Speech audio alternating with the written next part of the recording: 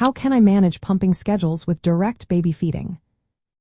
Managing a pumping schedule while breastfeeding your baby can feel like a balancing act, but it's totally doable with some planning.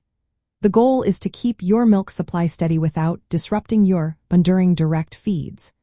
A good rule of thumb is to pump about 30 to 60 minutes after your baby nurses.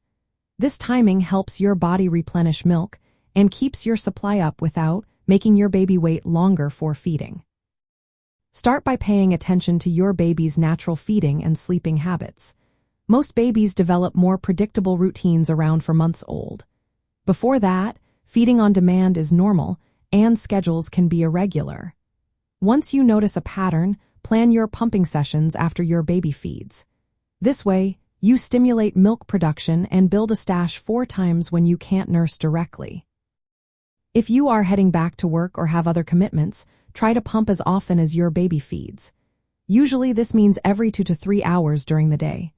For example, you might schedule a morning session, a lunch break, and an afternoon pump. Each session should last about 15 to 30 minutes, including setup and cleanup.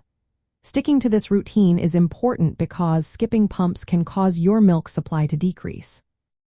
Start with 1 or 2 pumping sessions a day while still breastfeeding directly.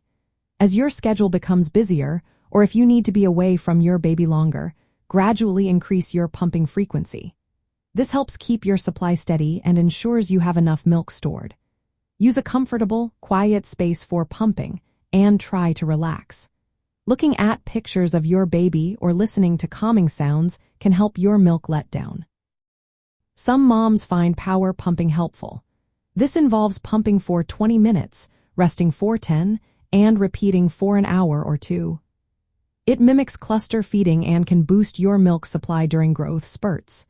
To stay organized, consider using an app or a chart to track your feeding and pumping times. This makes it easier to see what's working and adjust as needed.